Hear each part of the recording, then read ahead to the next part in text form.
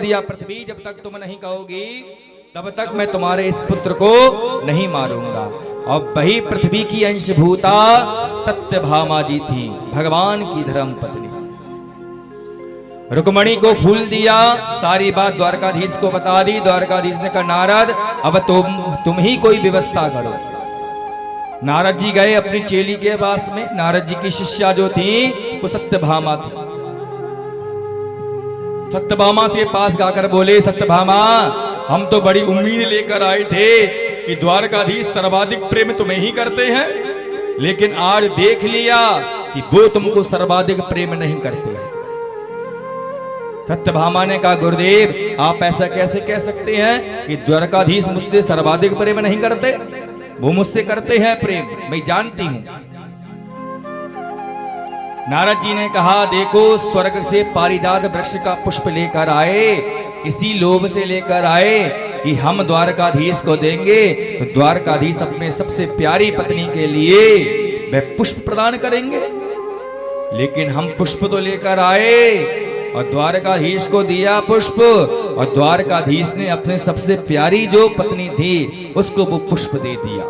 अगर तुमसे सर्वाधिक प्रेम करते तो वो पुष्प तुम्हें नहीं देते। इतनी सी बात थी। अब तो सत्यभामा जी क्रोधित हो गई, कोप भवन में पहुंच गई, काले रंग के वस्त्रों को पहन लिया। पहले भैया जो लड़ाई होती थी ना, गुस्सा होने के भी कमरे अलग हुआ करते थे। जैसे आज पढ़ने के, खाने के, हर चीज के कमरे अलग होते हैं, तो पहले गुस्सा होने के, नाराज होने के भी कमरे अलग हुआ करते थे। किसी से गुस्सा होना है, कोप भवन में पहुंच जाओ। दूसरा समझ जाता था कि मामला है बड़ा गड़बड़ है, मामला गुस्से का है, ठीक ठाक से जाना, ऐसा ना हो गुस्सा उतर पड़े, कहीं मारपीट हो जाए। तो तैयारी से जाओ, कोप भवन में कोई है तो।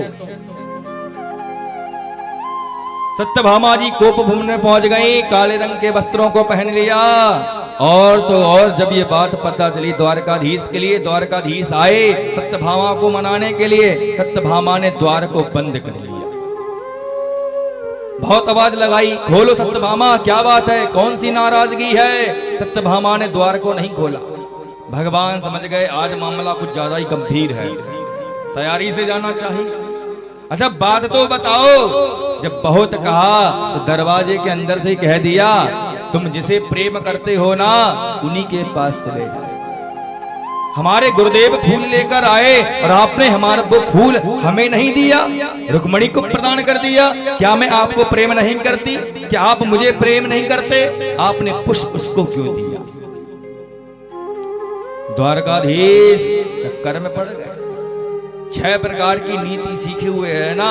कह दिया अरे सत्यभामा इतनी छोटी सी बात, तू मुझे विशेष प्यारी है। मैंने विचार किया कि अकेला पुष्प तुझे कहाँ आनंद देगा, मैं तो तुझे उस फूल का पूरा वृक्ष ही देने वाला हूँ।